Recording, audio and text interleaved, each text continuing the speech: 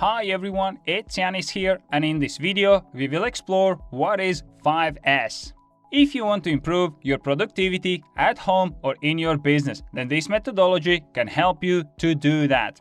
If this is your first time on this channel, then make sure you subscribe and hit the bell icon to get updates on my latest videos about time management and productivity. 5S is a system for organizing spaces so work can be performed efficiently, effectively, and safely. Our workspace is what really makes us productive, and this method can definitely help us to improve our workspace and with it our productivity. This might be workspace in a factory where it's most commonly used, but you can use some of the S's at home as well when you're setting up your workstation for yourself. 5S is a workspace organization method that uses a list of 5 Japanese words: seiri, seiton, seiso, seikutsu, and shitsuke. Translated in English, these stand for sort, set in order, shine, standardize, and sustain. So let's take a look at each of them.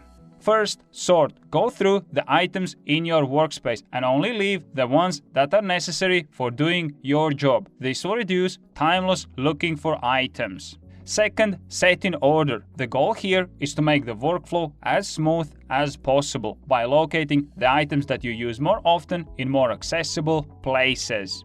Third, shine. For things to work properly, it is important to look after your tools by keeping them clean. While doing that, you might identify defects and prevent potential time loss in the future. Fourth, standardize. Here you establish procedures and schedules to ensure the repetition of the first 3S practices. Fifth, sustain. Make sure that all the process is sustained on an ongoing basis. This can be done through training and occasional audits.